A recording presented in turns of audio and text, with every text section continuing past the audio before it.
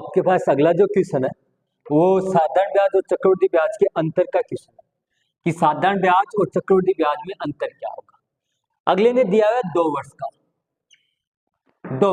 पहली बात तो ये देखो, अगर मैं साधारण ब्याज की बात करता 15% दर से, तो पहले वर्ष 15% है, दूसरे भी 15, तो टोटल हो जाती 30%। लेकिन चक्रवृद्धि ब्याज के निकालता हूं तो 2 वर्ष में हो जाती 32.25। कैसे निकालते? आपको बताया हुआ था 15 का स्क्वायर 225, ये बताया हुआ है ए स्क्वायर 2 है, 2 के बाद में दशमलव, 15 का स्क्वायर 225, हासिल बच गई 2, 15 दूनी 30, 2 32। ये इसकी चक्रवृद्धि ब्याज की। अब दोनों में अंतर कितने का आया?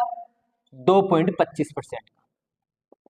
तो आप अगर अंतर ही पूछता तो आप 6800 का 2.25% निकाल देते, ऐसे निकाल देते, और हटाए तो 2 जीरो, ये देखो 2 जीरो से 2 जीरो कट गया। देखो 25 नाम में 225, 25 चौक 100, अगर 4 से काटता तो 17 बार कटता, और 17 नाम में 153 होता। आपका ये उत्तर हो गया, आराम से हो जाता।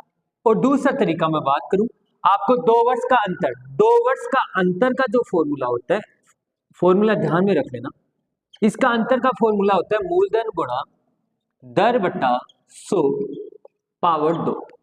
ये तो 2 वर्ष का।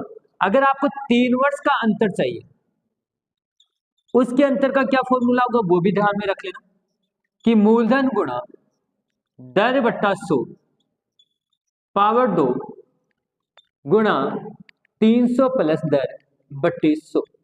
ये 3 वर्ष के लिए होता है। रखकर चलते हैं अपने पास, अंतर पूछ रहे तो हमें निकालना है अंतर।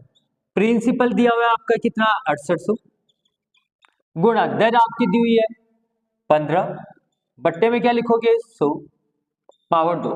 देखो अगर 5 से काटता, 5 थी 15, और 5 से इसको काटता तो कितना आता 20, मतलब 2 बार गुणा हुआ है, तो 6800 गुणा 3 गुणा 3 बट्टे में 2 बार 20 है। अगर आप देखोगे 9 बिजांक एक ही ऑप्शन का आ रहा होगा, 5 3 8 और 1 9, ये उत्तर हो जाता अगर आप करते तो। वरना इसको देखो 1 0 से 1 0, इससे ये 2 दूनी 4, 68 में 4 का भाग देता तो 17 आता, और 17 को जैसे आपने 9 से गुणा किया तो 153 आपका उत्तर आ गया, तो 153 आपका उत्तर आ जाता। अगर 3 वर्ष के लिए पूछता तो आप इसके अंदर मान रखते। ओके।